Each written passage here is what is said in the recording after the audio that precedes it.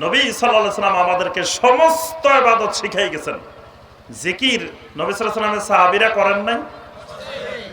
তো নবী সাল্লাল্লাহু আলাইহি ওয়াসাল্লামের সাহাবীরা জিকির করতে করতে লুঙ্গি খুলে ফেলছে, এরকম কোন ঘটনা ঘটছে? নবী সাল্লাল্লাহু আলাইহি ওয়াসাল্লামের সাহাবীদের মধ্যে কোন ল্যাংটা বাবা ছিল কিনা? তারা আল্লাহর ওলি ছিলেন না? যদি ল্যাংটা হলে আল্লাহর ওলি হওয়া যাইতো, তাহলে নবী সাল্লাল্লাহু আলাইহি ওয়াসাল্লামের সাহাবীদের মধ্যে একজন দুজন হলেও ল্যাংটা সাহাবী পাওয়া যেত না? কিন্তু একজন সাহাবীও কোনোদিন কাপড় খোলেন নাই, একজন সাহাবীর চুলে জট বাঁধে নাই, একজন সাহাবীর দাড়িতে জট বাঁধে নাই, একজন সাহাবী বস্তা গায়ে দিয়ে হাঁটেন নাই।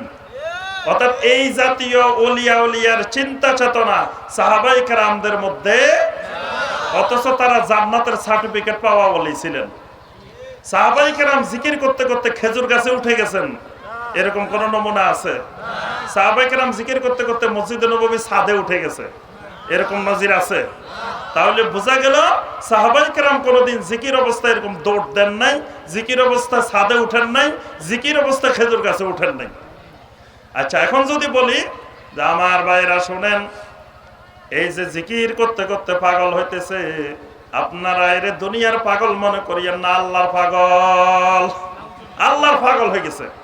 তা আল্লাহর পাগল যদি হয়, আল্লাহর পাগল তো কারেন্টের তার দড়ি লটকে না, কি বলেন?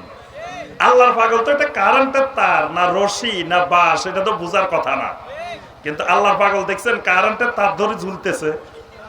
মাহফিলে কারেন্টের তার আছে না? তার দড়ি ঝুলে না কেন? আল্লাহর পাগল দৌড় দিয়ে মান্দার গাছে উঠে গেছে, এরকম দেখছেন কোনদিন? আল্লাহর পাগল কোন গাছ ছিঁড়তেছে না, লাফ মারি উঠে গেছে। তাহলে বোঝা গেল যে এই আল্লাহর পাগল হোশের পাগল, সব বুঝে সব জানে, কোন দিকে দৌড়াইতে হইব, কোন দিকে যাইতে হবে, ডাইনে বামে সব খেয়াল করিয়ে দৌড়ায়।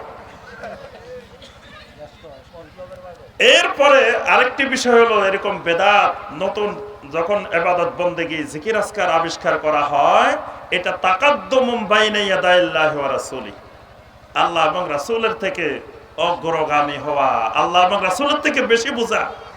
আল্লাহ পাক কড়াভাবে নিষেধ করছেন সূরা আল হুজুরাতের 1 নম্বর আয়াতে, ইয়া আইয়ুহাল্লাযীনা আমানু লা তুকাদ্দিমু বাইনা ইয়াদাইল্লাহি ওয়া রাসূলি, হে ঈমানদারগণ খবরদার, আল্লাহ এবং রাসূলের থেকে অগ্রগামী হইও না, আল্লাহ এবং রাসূলের থেকে বেশি বুঝিও না। এক আল্লাহর ওলি 5 ওয়াক্ত নামাজ পড়ে না, মহিলা মুরিদ দিয়ে হাত পা টিপায়, আসেনি আল্লাহর ওলি? নামাজ নাই, পর্দা নাই, মহিলা মুরিদে যায় হাত পা টিপে। তো এরকম এক ওলির সন্ধান পাইছি আমি আমাদের এলাকায়। তো একদিন ওলি সাহেবের সাথে দেখা করতে গেছি, জিজ্ঞাসা করলাম, ভাইজান আপনি নাকি আল্লাহর ওলি হয়েছেন, খুব খুশি হয়ে দেখা করতে আসছি, তো আপনি নামাজ পড়েন না কেন, নামাজে সমস্যাটা করলো কি? আল্লাহর ওলি বলে, হুজুর আপনি বুঝতেন না, আপনি এখন শরীয়তে আছেন, আমি এখন হাকিকতে আছি। হুজুর আপনি বুঝতেন না, আপনি শরীয়তের মানুষ, আমি এখন হাকিকতে আছি। আমি বললাম ঠিক আছে, শরীয়তের থেকে একটু হাকিকতে উঠতে চাই, আমারে তোলেন টানি, কেমনে তুলতে হয়? আচ্ছা, আল্লাহর ওলি বলে, শোনেন, আমি যখন হাকিকতে পৌঁছে গেছি, আমি আর আমার আল্লাহ এক হয়ে গেছি, আল্লাহ আমার ভিতরে ঢুকে গেছে, আমি আল্লাহর ভিতরে ঢুকে গেছি। দেখবেন আমাদের এই বাংলাদেশে বসে বসে কোন কোন আল্লাহর ওলি নামদারিরা বলে, কয় আরশের মধ্যে গিয়ে আমার মুরিদেরা চিনতে পারে না আমি না কে, আল্লাহ না আমি, কোনটা বুঝতে পারে না, আল্লাহ আমার সুরতে বসে থাকে, নাউজুবিল্লাহ। আবার দেখবেন বড় বড় বক্তা হেলিকপ্টারে গিয়ে ওয়াজ করে কি, কয়েকদিন বাদশাহ জেলখানার মধ্যে যায়, দেখে জেলখানাও নাই, মনসুর আল্লাহ জোনাই। কই গেছে মনসুর আল্লাহ? মনসুর আল্লাহ একদিন আল্লাহর বাড়িতে চলে গেছে, আল্লাহ একদিন মনসুর আল্লাহর বাড়িতে চলে আসছে, নাউজুবিল্লাহ। তো ওই আল্লাহর ওলিও আমাকে বলতেছে, আল্লাহর আমি এক হয়ে গেছি, এই জন্য এখন আর কার ইবাদত করব, আমি এখন আর ইবাদত দরকার নেই।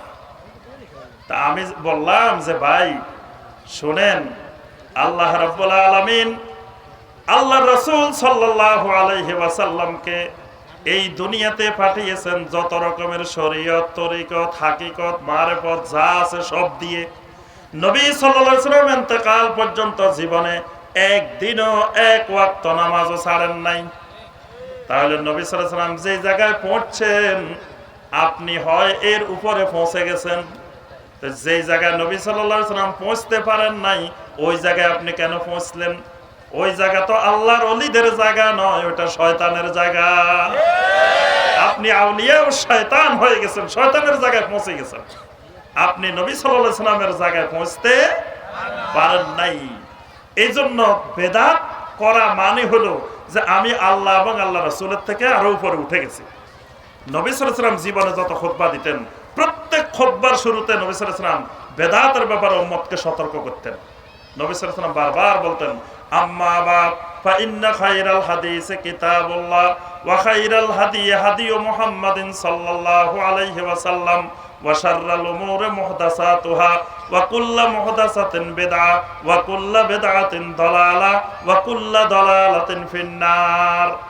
বারবার শতবার নবী সাল্লাল্লাহু আলাইহি ওয়াসাল্লাম উম্মতকে সতর্ক করছেন, খবরদার বেদাত করিও না, বেদাত করিও না, বেদাত থেকে দূরে থাকো। সর্বশেষ আমি একটা প্রশ্নের জবাব দিয়ে আলোচনা শেষ করবো ইনশাআল্লাহ। আচ্ছা, এখন কথা হলো যে এতক্ষণ পর্যন্ত আমরা বলছি যে নবী সাল্লাল্লাহু আলাইহি ওয়াসাল্লাম যেভাবে করছেন সেভাবে করতে হবে, সাহাবায়ে কেরাম যেভাবে করছেন সেভাবে করতে হবে। এবার আপনারা জবাব দেন, আল্লাহর নবী সাল্লাল্লাহু আলাইহি ওয়াসাল্লামের যুগে যেই কোরআনে কারীম ছিল সেই কোরআনে কারীমের মধ্যে জের জবর নুক্তা পেশ হরকত কিছুই ছিল না। তাহলে ওই নুক্তাওয়ালা কোরআন কেন পড়ো? নুক্তাওয়ালা কোরআন তো, জের জবরওয়ালা কোরআন তো নবীর যুগে ছিল না। তাহলে আমরা পড়ি না এরকম কোরআন? নবী সাল্লাল্লাহু আলাইহি ওয়াসাল্লাম তো এরকম কোরআন পড়েন নাই, তা আপনারা কেন পড়েন? তাহলে তো নবীর কোরআনের সাথে আপনাদের কোরআন, তাহলে তো নবী সাল্লাল্লাহু আলাইহি ওয়াসাল্লামের কোরআনের সাথে আপনাদের কোরআন পড়া মিলে নাই। নবী সাল্লাল্লাহু আলাইহি ওয়াসাল্লামের যুগে তো বাংলা বুখারী ছিল না, বুখারী শরীফও ছিল না, আরবিও ছিল না। আপনারা বুখারী শরীফ পড়েন কেন? কি বলেন, ছিল? আচ্ছা, নবী সাল্লাল্লাহু আলাইহি ওয়াসাল্লামের যুগে তো বিমানে করে হজ করতে যায় নাই, আপনারা বিমানে করে হজ করতে যান কেন? নবী সাল্লাল্লাহু আলাইহি ওয়াসাল্লামের যুগে তো মসজিদগুলোতে এসি ছিল না, ফ্যান ছিল না, এরকম উন্নত মানের টাইল ছিল না, এরকম মসজিদে নামাজ পড়েন কেন? এই মাইকে ওয়াজ করেন কেন? নবী সাল্লাল্লাহু আলাইহি ওয়াসাল্লামের যুগে তো এরকম মাইক ছিল না, নবী সাল্লাল্লাহু আলাইহি ওয়াসাল্লামের যুগে তো এরকম ক্যামেরা ভিডিও ছিল না, এগুলাতে আপনারা ওয়াজ করেন কেন? কি বলেন, ছিল এগুলা নবী সাল্লাল্লাহু আলাইহি ওয়াসাল্লামের যুগে? যদি নবী সাল্লাল্লাহু আলাইহি ওয়াসাল্লামে না করলে করা না যায়, সাহাবায়ে কেরাম না করলে করা না যায়, তাহলে এগুলা তোমরা করো কেন? নবী যা করছেন তাই যদি করতে হয়, নবী তো 11টা বিয়ে করছেন, হাদিসে আছে, তোমরা 11টা বিয়ে করো না কেন? নবী যা করছেন তাই যদি করতে হয়, তাহলে নবী সাল্লাল্লাহু আলাইহি ওয়াসাল্লাম তো দাঁড়ায় দাঁড়ায় প্রস্রাব করছেন, বুখারীর হাদিসে আছে, তোমরা করো না কেন? কি বলেন, এগুলো প্রশ্ন না? এবং আমাদের দেশের খুব দামি দামি ভাইয়েরা, দামি দামি বক্তা ভাইয়েরা এসব প্রশ্ন করে, মানে মূর্খ মানুষকে বোঝানোর জন্য, মূর্খ মানুষকে ধোঁকা দেওয়ার জন্য এই জাতীয় প্রশ্ন করে বেদাতকে হালকা করা হয়। অর্থাৎ বোঝাতে চায় যে শোনো, বেদাত আসলে তেমন কিছু না, এই যে সবই তো আমরা এরকম করি, নবীর যুগের মতো তো আমরা করি না, এগুলা করলে কোনো অসুবিধা নাই, বেদাতকে হালকা সহজ এটা বোঝানোর জন্য এই প্রশ্নগুলো করা হয়। আসেন, নবী সাল্লাল্লাহু আলাইহি ওয়াসাল্লামের সমস্ত কর্মকাণ্ডকে 3 ভাগে ভাগ করা হয়। কয় ভাগে?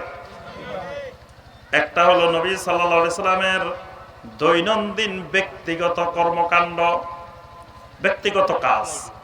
নবী সাল্লাল্লাহু আলাইহি ওয়াসাল্লাম দৈনিক টয়লেটে যাইতেন, প্রস্রাব করতেন, পায়খানা করতেন, করতেন না? তাহলে নবী সাল্লাল্লাহু আলাইহি ওয়াসাল্লাম দৈনিক যতবার যাইতেন, আপনি তার থেকে বেশিও যাইতে পারবেন না, কমও যাইতে পারবেন না। কি বলেন? তাইলে আপনি সুন্নতের বাইরে চলে যাবেন, বেদাত করবেন না। নবী সাল্লাল্লাহু আলাইহি ওয়াসাল্লাম যদি ডেইলি একবার টয়লেটে যেতেন, আপনিও একবার যাবেন, এর বেশি যাওয়া যাবে না। কি বলেন? এই ক্ষেত্রে নবী সাল্লাল্লাহু আলাইহি ওয়াসাল্লামের কি ইত্তেবা করতে হবে? নবী সাল্লাল্লাহু আলাইহি ওয়াসাল্লামের ব্যক্তিগত কিছু দৈনন্দিন কর্মকাণ্ড ছিল, নবী সাল্লাল্লাহু আলাইহি ওয়াসাল্লাম এরকম কোন কোন খাবার খেতে খুব পছন্দ করতেন, যে খাবারগুলো আমাদের দেশেও নাই। আবার কিছু কিছু খাবার নবী সাল্লাল্লাহু আলাইহি ওয়াসাল্লাম খাইতেন না। তাহলে আমরা দৈনন্দিন যে খাবার খাই, এই খাবার তো নবী খান নাই, তাহলে তো সুন্নতের বাইরে চলে গেছে। কি বলেন? নবী সাল্লাল্লাহু আলাইহি ওয়াসাল্লাম যে যে খাবার খাইতেন, আপনাকেও সেই খাবার খাইতে হবে। এর বাহিরে বাংলাদেশি কোনো খাবার খাওয়া যাবে না। অর্থাৎ এইগুলো নবী সাল্লাল্লাহু আলাইহি ওয়াসাল্লামের দৈনন্দিন ব্যক্তিগত কার্যক্রম। ব্যক্তিগত কার্যক্রমের ব্যাপারে নবী সাল্লাল্লাহু আলাইহি ওয়াসাল্লাম যেগুলোর নির্দেশ দিয়েছেন যে এইগুলো তোমরা এইভাবে করো, যেমন খাওয়ার ক্ষেত্রে নবী সাল্লাল্লাহু আলাইহি ওয়াসাল্লাম বলছেন ডাইন হাত দিয়ে খাও, এক পাশ থেকে খাও, বিসমিল্লাহ বলে খাও, এগুলো বলছেন। কিন্তু বলেন নাই আমি নবী যে খাবার খাই তোমরাও সেই খাবার খাও, বলছেন না। এইরকম নবী সাল্লাল্লাহু আলাইহি ওয়াসাল্লামের অনেকগুলো দৈনন্দিন কার্যক্রম আছে, এগুলো উম্মতের জন্য সুন্নত বেদাতের কোনো সম্পর্ক নেই। এগুলো যেই যুগে যেই এলাকায় যেভাবে পাওয়া যাবে সেইভাবে খাইতে হবে, সেইভাবে ব্যবহার করতে হবে। এগুলোর সাথে নবী সাল্লাল্লাহু আলাইহি ওয়াসাল্লামের খাবারের সাথে অমুক জিনিসের সাথে এগুলোর কোন সুন্নতের ইত্তেবার, অর্থাৎ এগুলোর সাথে সুন্নত বেদাতের কোনো সম্পর্ক নেই। আরেকটা জিনিস আছে ইবাদতগুলো, আমলগুলো, যেমন সালাত, ওযু, গোসল, তায়াম্মুম, এইগুলো নবী সাল্লাল্লাহু আলাইহি ওয়াসাল্লাম যেভাবে করছেন হুবহু কিয়ামত পর্যন্ত এইভাবে করতে হবে। আরেকটা হলো নবী সাল্লাল্লাহু আলাইহি ওয়াসাল্লামের জন্য খাস কিছু আমল আছে, যেমন নবী সাল্লাল্লাহু আলাইহি ওয়াসাল্লামের জন্য 4-এর অধিক বিবাহ করা। এটাকে আল্লাহ পাক কোরআনে কারিমে আয়াত নাযিল করে বলে দিবেন খালিসাতাল লাকা মিন দুনিল মুমিনিন, এটা আপনার জন্য খালেস, অন্য মুমিনদের জন্য নয়। তাহলে এখানে নবীর সুন্নতের ইত্তেবা করা, নবী 11টা করছে আমিও 11টা করব, এটা করা যাবে না। নবী সাল্লাল্লাহু আলাইহি ওয়াসাল্লাম দাঁড়ায় প্রস্রাব করেছেন, সব সময় নবী সাল্লাল্লাহু আলাইহি ওয়াসাল্লাম দাঁড়ায় দাঁড়ায় করেন নাই। মাঝে মাঝে জরুরত অবস্থায়, যেখানে বসার অবস্থা ছিল না, অসুস্থ অবস্থায়, এটা আজকের যুগে উম্মতের জন্য সুন্নাত। যখন আপনি বসতে পারতেছেন না তখন কেমনে করবেন? গাছে উঠে যাবেন। বসতে পারতেছেন না তো দাঁড়াইতে করতে হবে, প্রস্রাবকে বন্ধ রাখা যাবে। অথবা এমন জায়গায় গেছেন বসার কোনো পরিবেশ নাই, তো সেখানে তো দাঁড়াই করতেই হবে। তাহলে নবী সাল্লাল্লাহু আলাইহি ওয়াসাল্লাম উম্মতকে জরুরত অবস্থায় কেমনে প্রস্রাব করতে হবে সেটাও শিখাইছেন। এজন্য এক ইহুদি নবী সালমান আল ফারসি রাদিয়াল্লাহু তাআলা আনহু বলছিলেন যে আল্লামাকুম নাবিয়্যুকুম কুল্লা শাই হাত্তাল খারাআ, তোমাদের নবী সব শিখায়, এমন কি তোমাদেরকে টয়লেটে কেমনে যাইতে হয় সেটাও শিখায়। সুবহানাল্লাহ। তাহলে নবী সাল্লাল্লাহু আলাইহি ওয়াসাল্লামের সুন্নতের ইত্তেবা এই 3টে ভাগে ভাগ করে করতে হয়। আরেকটা হলো ইবাদতের উপকরণ আর ইবাদত, দুটো ভিন্ন জিনিস। ইবাদতের উপকরণের মধ্যে সুন্নত বেদাতের সম্পর্ক না, সম্পর্কটা হলো ইবাদতের সাথে। এইজন্য কোরআনে কারীমের আয়াত নবী সাল্লাল্লাহু আলাইহি ওয়াসাল্লামের যুগে যেগুলো এখনো, সেগুলো কিয়ামত পর্যন্ত সেগুলোর বাড়ানো যাবে না, কমানো যাবে না। কিন্তু জের জবর হরকত নুক্তা এগুলো তেলাওয়াতের জন্য, তেলাওয়াতের সুবিধার জন্য, এগুলো মূল কোরআন না। মূল কোরআনের মধ্যে বাড়ানো কমানো যাবে না, কিন্তু এই তেলাওয়াতের সুবিধার জন্য তাজবিদ আবিষ্কার করা হয়েছে। তাজবিদ, ইলমে তাজবিদ আছে। নবী সাল্লাল্লাহু আলাইহি ওয়াসাল্লামের যুগে কি তাজবিদ ছিল নাকি? নবী সাল্লাল্লাহু আলাইহি ওয়াসাল্লামের যুগে কি এদগামে বা গুন্না, এদগামে বেলা গুন্না, এজহার, এদগাম, ইকলাব, ইখফা এসব নিয়ম কানুন ছিল নাকি? তাহলে কি তারা তেলাওয়াত করেন নাই? সহিহ তেলাওয়াতে করছেন, কিন্তু পরবর্তীতে গবেষণা করে করে কোরআনের বিশুদ্ধ তেলাওয়াতের জন্য, তারতিল তেলাওয়াতের জন্য এগুলো আবিষ্কার করা হয়েছে। এগুলোর সাথে সুন্নত বেদাতের কোনো সম্পর্ক, কারণ এগুলো ইবাদতের উপকরণ।